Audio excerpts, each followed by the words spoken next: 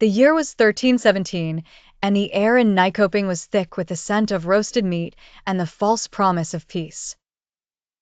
Inside the formidable walls of Nyköping Castle, King Birger Magnusson stood at the head of a massive banquet table.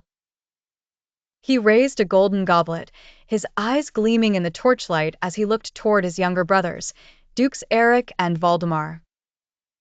For years, the brothers had been at war. The dukes had previously captured Birger, humiliated him, and forced him to share his power. But tonight, the king's voice was as smooth as silk. He had invited them to celebrate Christmas, claiming he wanted to mend the fractured crown of Sweden. "Do you remember the Hatuna Games?" Birger asked with a thin smile, referencing the night years ago when his brothers had imprisoned him. "Tonight, we play a different game." The dukes, lulled by the heavy wine and the apparent warmth of the festivities, laughed. They believed the king had finally accepted his role as a figurehead. As the night grew late and the music faded, the weary brothers were escorted to their guest chambers in the castle's tower. The silence of the winter night was shattered by the heavy rhythmic clanging of iron.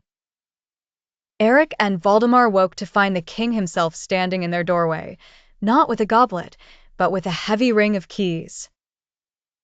Behind him stood his soldiers, their armor glinting coldly.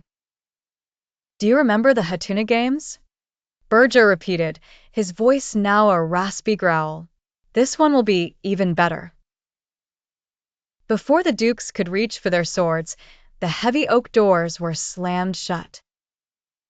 The king turned the iron keys in the locks, the sound echoing through the stone corridors.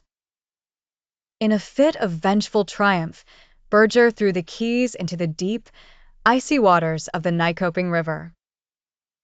The king had his revenge, but it was a hollow victory.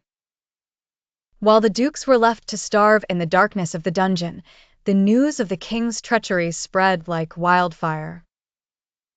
Instead of securing his power, Birger's cruelty sparked a massive uprising.